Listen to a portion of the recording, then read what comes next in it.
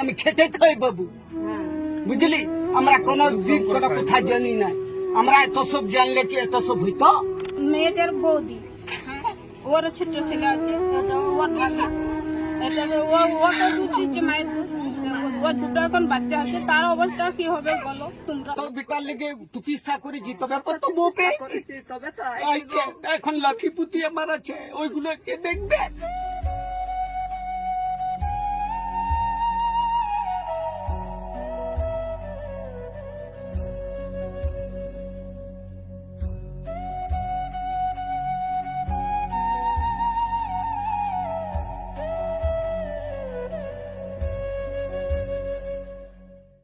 এই ব্যাগটা যাবে?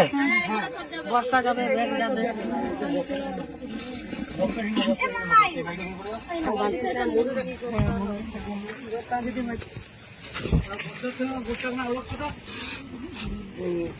এখান থেকে হাওয়াটা পাবে। তুমি যাচ্ছ, এদিকে আসো। তুমি মামা ব্যাংক থেকে 50,000 টাকা উঠেছে, ওটা নিয়ে যাও, যখন আরো প্রয়োজন হবে সঙ্গে সঙ্গে তোমরা ওখান থেকে তুলে নিতে পারবে। আর তুমি হিন্দিতে কথা বলতে পারো, অসুবিধা নেই। আর তুমি যাচ্ছ, ওইটা 4,000 টাকা আছে মেদিনীপুর থেকে খুশির আলো, মানে ওরা সংস্থা চালায়, ওরা 3,000 টাকা কালকে রাত্রে আমাকে এসে দিয়ে গেছে। আর একজন টোটো চালক ফারুক, ওকে জামাই বলে সবাই, ও 1,000 টাকা আমার দোকানে দিয়ে গেছে। ওই 4,000 টাকা আমার কাছে ছিল, ওটা ওখানে দিয়েছে। তুমি সামনে চেপে যাবে মনাদা, তুমি দেখে দেখে বসিয়ে নেবে, আর তোমরা পিছনে চলে এসো। তোর মাকে আরেকবার দেখিয়ে দেন বাচ্চাটাকে, এদিকে আসো।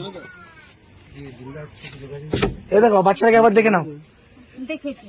মেয়েটার শ্বশুরকে আপনি ছেলের বাবা, তো জমিগুলো বন্ধক দিয়ে দিয়েছেন? কত টাকা বন্ধক দিয়েছিলেন? সেদিন 10,000 আর 40,000। ওখান থেকে 40,000 আর এদিকে 10,000, মানে 50,000 টাকা বন্ধক দিয়েছেন। আর এখানে 70,000 টাকা কার জমিগুলো বন্ধক দিয়েছিল? তুমি 70,000 টাকা বন্ধক দিয়েছিলে। এখনকার যুগে মানে শাশুড়ি এত ভালো হয় না যে বৌমার জন্য নিজের জমি বন্ধক দিয়ে দিচ্ছে। আমাদের সব শাশুড়িরা কি করে, বৌমা মরবে তো আমাদের কি? আমাদের ওই স্বভাব নাই, আমাদের ওই স্বভাব নাই। আমি খেটে খাই বাবু, বুঝলি? আমরা কোন দিক কোটা কোথায় জানি না। আমরা এত সব জানলে কি এত সব হইতো? বৌমার জন্য চোখের জল ফেলছে, এরকম শাশুড়ি এখনকার যুগে পাওয়া যাবে? আমরা কি ফেলবো না? জমিগুলো বন্ধক দিয়ে দিয়েছে। ছিল আমি কত বেটার লেগে চিকিৎসা করেছি, তবে তো বউ পেয়েছি, তবে তো এখন লাঠি পুতি আমার আছে, ওইগুলো কে দেখবে? হ্যাঁ, উপরওয়ালা আছে, ভগবান আছে, সব ঠিক হয়ে যাবে। বাচ্চাটার জন্য মায়া লাগছে আমার, মাকে ছেড়ে এতদিন থাকবে কি করে? মনাদা, তুমি তাহলে সাবধানে নিয়ে যাও। তুমি অনেক কম পয়সা নিচ্ছ দাদা, বুঝতে পারছি। আর আমাদের অ্যাম্বুলেন্সটাতে নিয়ে গেলে মানে মানুষ আছে নানা রকম ভাবে কথা বলে, একটু উপকার করলেও আমার অ্যাম্বুলেন্সটা গেলে আবার বলতে দিলের ফায়দা আছে। মেয়েটার বৌদি, ওর ছোট ছেলে আছে, ওটা ওর ঢাকা, এটা ও তো দুধ দিচ্ছে, মায়ের দুধ, ওর দুটো এখন বাচ্চা আছে, তার অবস্থা কি হবে বলো তোমরা? থ্যাংক ইউ মনাদা, ভালো করে যাও দাদা। হ্যাঁ হ্যাঁ দাদা।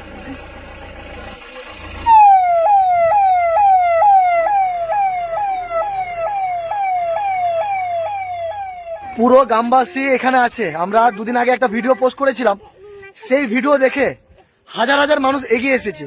আজকে বোনটাকে আমরা কটক পাঠালাম, তো ওখানে আমাদের সংযুক্তা দিয়ে আছে, ওর সাথে কথা বলেছি, ওখানে সবকিছু অ্যারেঞ্জমেন্ট করে রেখেছে। যদি আমরা একের উপকার না করি তাহলে আর বেঁচে থেকে কি লাভ আছে? আপনাদের প্রত্যেককে অসংখ্য ধন্যবাদ জানাবো, আপনারা ছিলেন বলেই বোনটাকে আমরা ভুবনেশ্বর এইমসে পাঠাতে পারলাম। আর গ্রামবাসী যারা আছে সবাই বুঝতে পারছে, মানে আমার সাথে সবাই একজোট হয়েছে যে না দিল ভাই বোনটাকে বাঁচাতে হবে। আর সবাই একজোট হয়েছে বলেই আজকে বোনটাকে কিছু টাকা কালেকশন করে আমরা বাইরে পাঠাতে পারলাম। এই ভিডিওটা আপনারা একটু শেয়ার করেন, কারণ ওই ভিডিওটা প্রচুর শেয়ার হয়েছিল। ওই ভিডিওটা শেয়ার হয়েছিল বলে অনেক মানুষ আমাদেরকে হেল্প করেছে। এই ভিডিওটা দেখার পরে যারা হেল্প করেছে তারা হয়তো শান্তি পাবে যে না বোনটাকে সঠিক জায়গায় পাঠানো হলো।